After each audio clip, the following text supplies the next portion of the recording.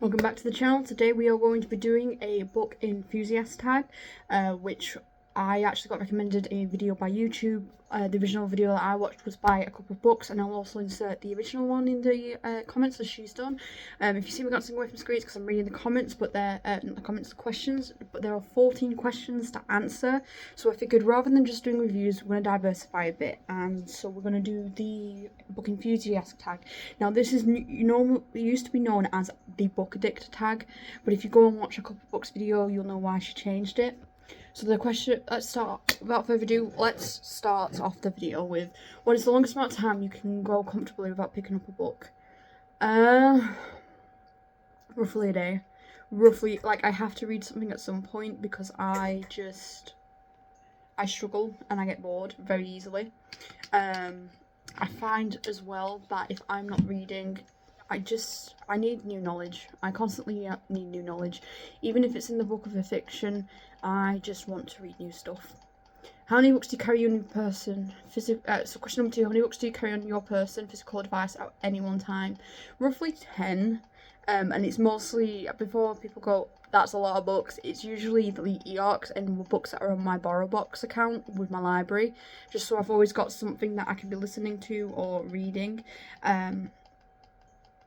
But at the moment, I think I've got 3 downloaded audiobooks, one and a ebook from my local library, and then I've got 4 arcs at the moment that I am working through. Sometimes the thing is, the reason I have so many is sometimes I can just sit and binge through one, and then other times and then I need something to follow up, and then sometimes I'll just read a little bit, go and move on to another book and read a little bit. It depends on what wavelength my brain's working on.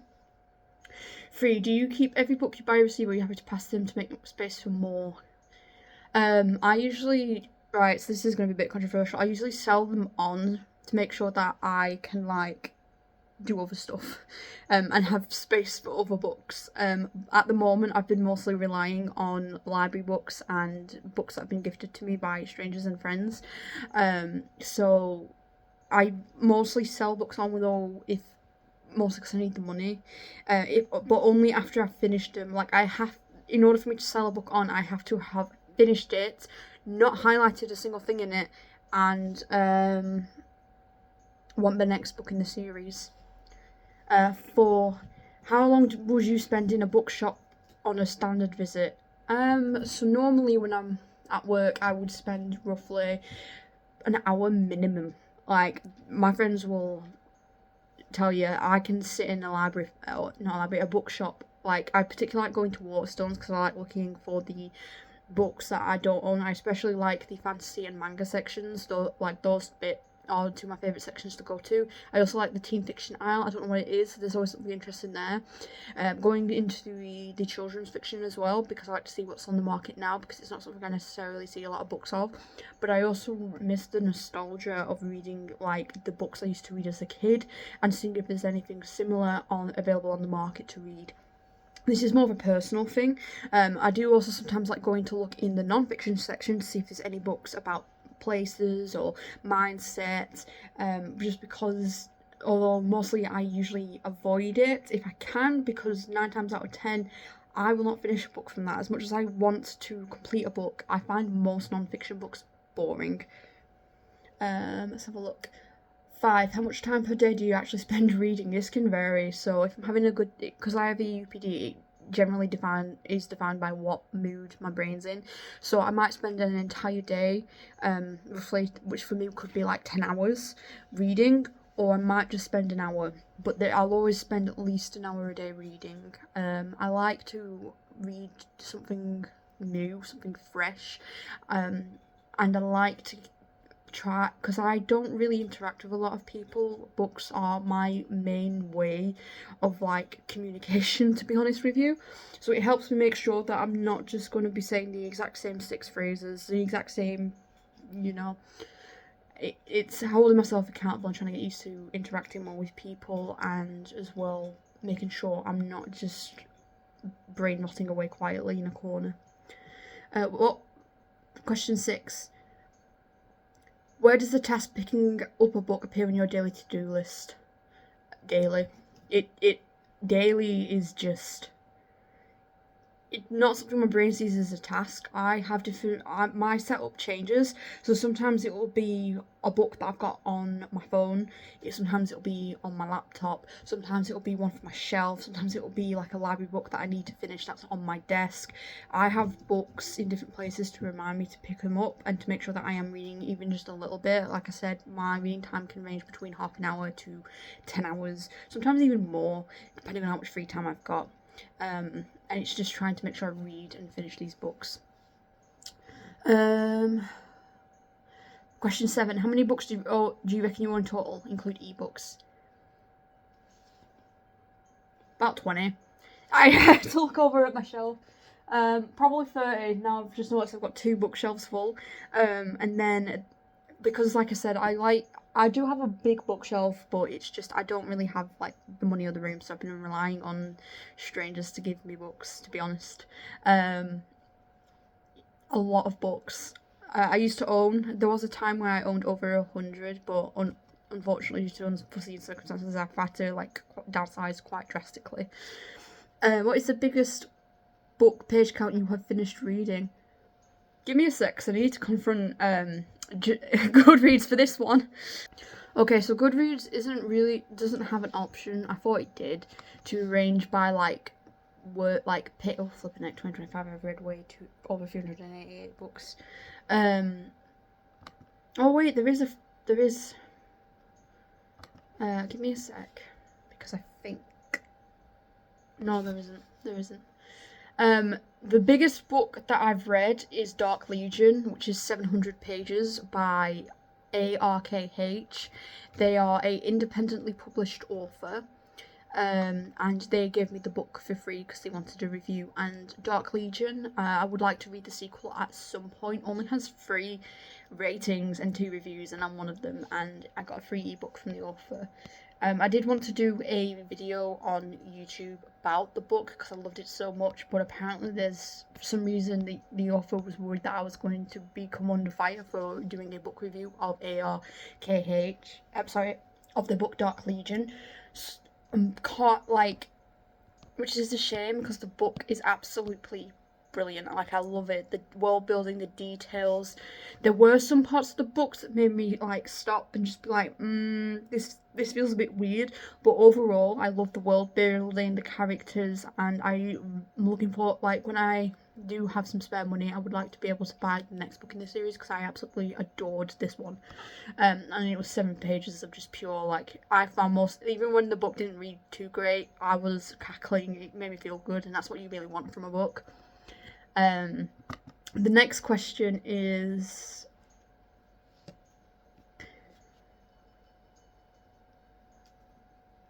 oh wait, hold on, I missed a question. 8. That was question number 9. Question number 8 is approximately how often do you bring up books in conversation? Anytime I find someone who likes books, it just comes up. It's not, I'll be honest, I don't really get to talk to many people, which is why I have this booktube channel. This booktube channel is for me to find people to talk to about books because I don't really have anyone to talk to. So it's whenever someone's available. Number 10. Is there a book you could get your hands on against all odds? Search bookstore, stalked author. Yes. Let me just... It was Don't Let the Forest In. And I was in full-time work at the time, so I just bought it. And then the second book that I've just got in Hazelthorne, my boyfriend lent me the money for until I could send him the money back for it. Oh my word, C.J. Drews has my heart. They have my heart. Their writing style has me. I'm shook. I can't describe C.J. Drews' book. It's really difficult. Like, the Hazelthorne, which I've just finished reading, I've read 3 times, and it traumatised me so much, I unfortunately blanked the book, but I've read it 3 times, and I'm probably going to read it a 4th time soon. But, like, I can't really write a review or talk about a book I don't remember much of, other than it somehow was better, somehow, than Don't Let the Forest In, but it just shook me. Like, and the fact that I've gotten more reading out of it than I did with Don't Let the Forest In, it's a lot for me to process, and I'm a little scared to pick it up a 4th time, I gotta be honest. I want to read it again, and I will get around to reading it again, but I might just read Don't Let the Forest In, and then do full review on YouTube, because I still haven't done a review on YouTube, even though it's like my all-time favourite book. The set, but it has been replaced by theirs, because non-binary author, by their latest book, Hazel Thorn. And if you've seen on my channel, I've also like really excited for the next 2 books they're releasing next year. Then we were told there's a 3rd book that they are releasing next year. Like, what do you mean you're releasing 3 books? Like, do you sleep? Do you sleep? But yeah, I had to get it. I've followed the author and everything. I need more C.G. Drews. C.G. Drews has a way with writing that just has me wanting more. So I'm also very excited for the 3 books coming next year. 11. Is there a book you struggle to finish because you refuse to do DNF? I don't refuse to DNF, but like, if you look at my Goodreads, you'll know there's quite a lot of books on there. Like, if I just can't vibe with it, but like, I really want to read Mrs. Hinch's book, but I could not. Like, did not enjoy listening to the audiobook, but my librarian has the audiobook. I would like to read like this Cleaning Legends book, This Is Me, but really high-pitched voice. Like, I can only listen to it for any high-pitched voices for short periods of time. It's something related to like my epilepsy, because my epilepsy is sound-based, which sounds really weird, and it's also really like confusing for a lot of people, because I grew up on Nightcore, but it's like, I wanted to, but I just couldn't. So I'm gonna keep an eye out and hope my library does get a physical copy in.